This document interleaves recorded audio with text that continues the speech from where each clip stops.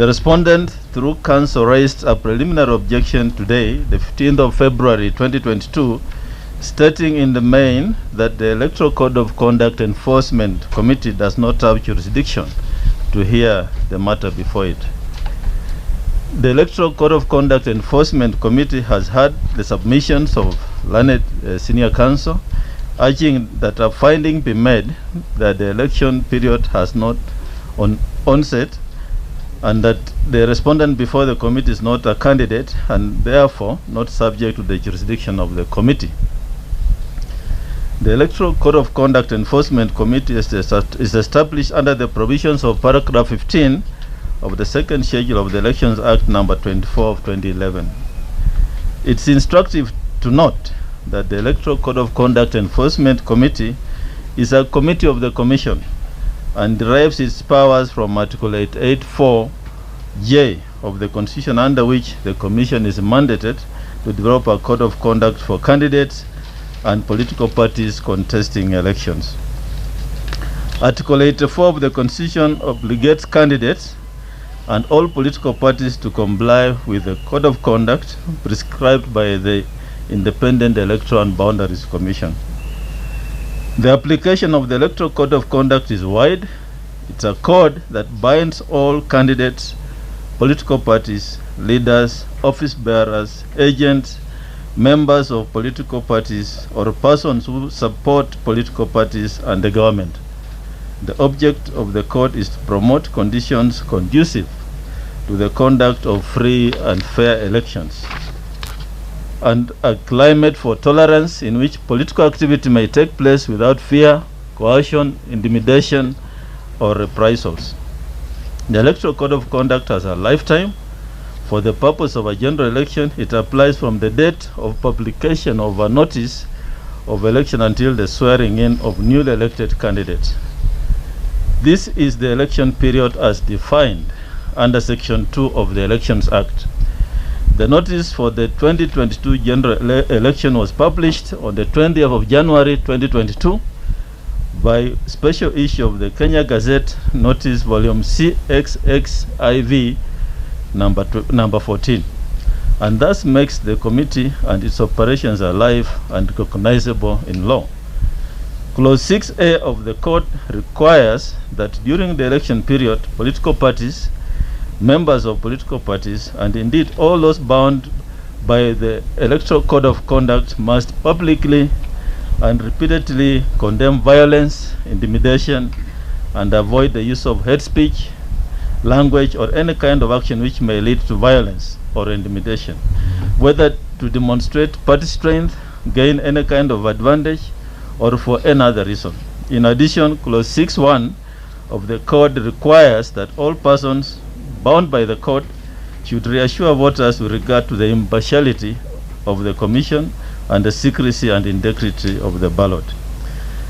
The respondent herein is a member of Jubilee Party and a serving Murang'a County woman, a member of the National Assembly, having been elected on a Jubilee Party ticket. Indeed, Jubilee Party is a registered political party which has submitted its nomination rules to the Commission and given indication that it will be participating in the 2022 general election. In the premises, the respondent is subject to the Electoral Code of Conduct and is under duty to abide with the same. In terms of the provisions of Article 252 of the Constitution, the Commission may undertake investigations on its own motion. In the matter before the committee, the Commission's attention was drawn to the media report and material bearing utterances by Honorable Sabina Chege, and on its own motion was seized of this matter. Indeed, the question as to whether the Commission has jurisdiction to hear a matter such as the one before it has been the subject of litigation in the High Court in Nairobi, Judicial Review Miscellaneous Application number 592 of 2017, Republic versus Independent Electoral and Boundaries Commission, in the matter of the Honorable Attorney General and Honorable Jessica Mbalu, ex parte Professor Philip Kaloki, where the court, while hearing a judicial review application filed by Professor Philip Kaloki challenging the jurisdiction of the Electoral Code of Conduct Enforcement Committee on grounds similar to the current objections, reiterated that the provisions of Section 110 of the Elections Act on the observance and enforcement of the Electoral Code of Conduct. It reiterated provisions of Section 110 of the Elections Act on the observance and enforcement of the Electoral Code of Conduct. It outlined the powers of the committee and concluded that the committee was right in executing its mandate. Further, that the committee is not bound by the provisions of the Criminal Procedure Code and the Evidence Act. The court, upon examination, found that the procedure followed by the committee and the decision rendered was within its powers and thus upheld the same. The court declined to issue the order sought by the applicant and dismissed the petition. Morning, we accompanied our colleague to appear before the Committee of the Electoral Commission, presided over by the Chairman of the Electoral Commission, Mr. Chebukati, on purported accusations relating to utterances which have been assigned to the Honorable Member and our colleague, Honorable Sabina Chege.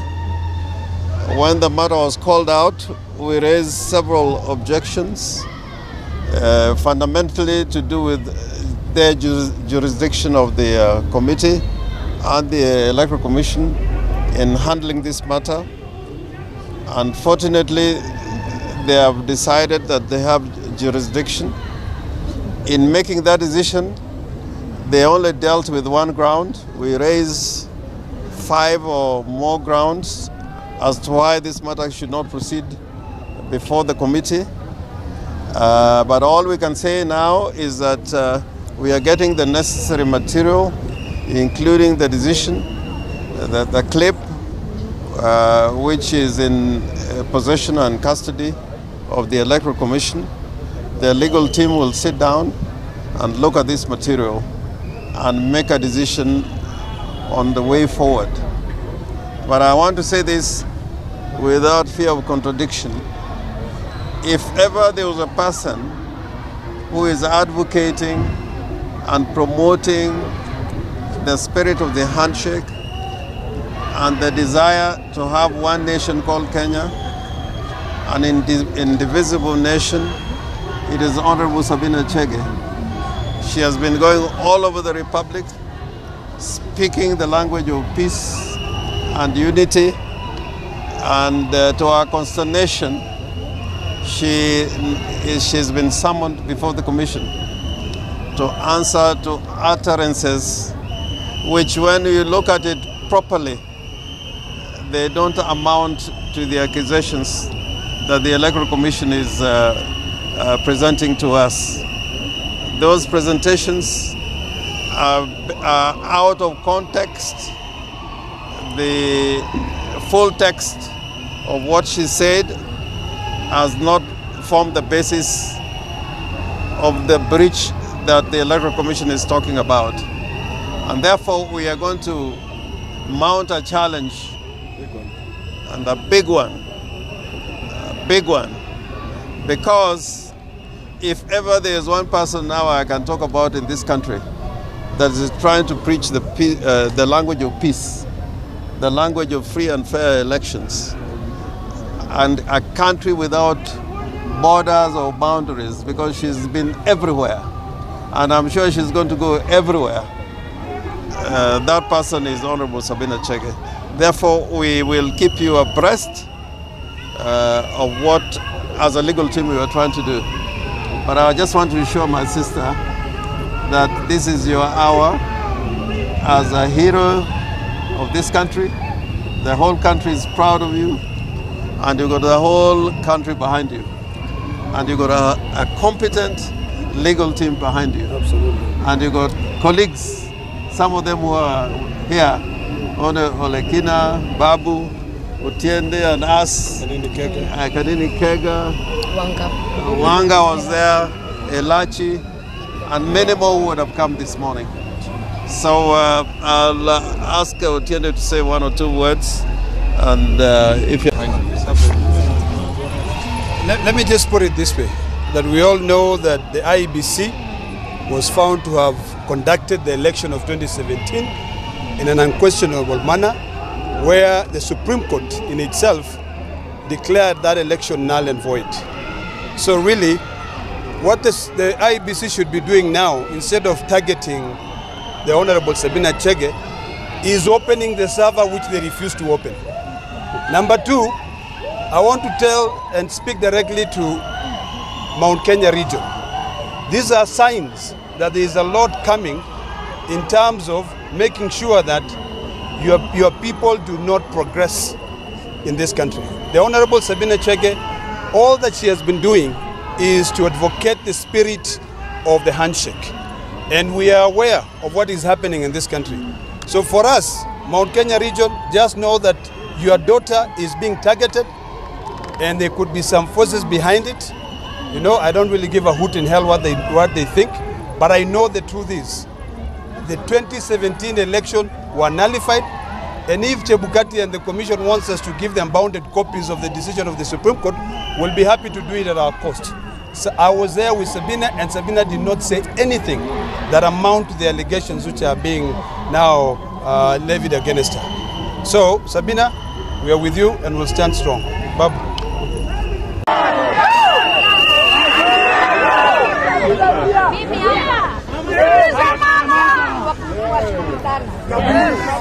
I just want to thank you for coming and standing with me. I just want to tell my enemy, niko na watu nyuma yangu.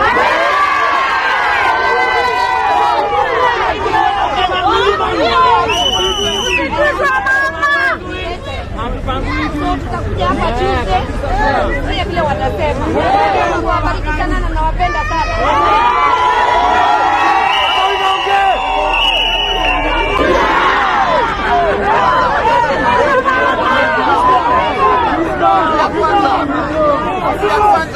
Nataka niambie Chebukati that you can never, you will never, you must never intimidate Honorable Sabina Chege.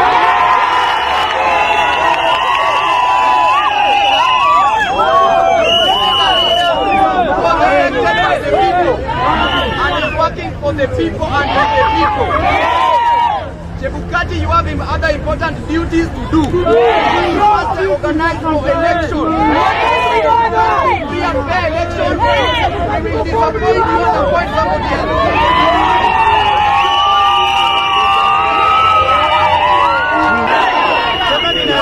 Azimio! Nataka kuambia IEBC, Mheshimiwa Sabina Chege amesimama na viongozi wa kesho. Achana na mama! Mahali ambayo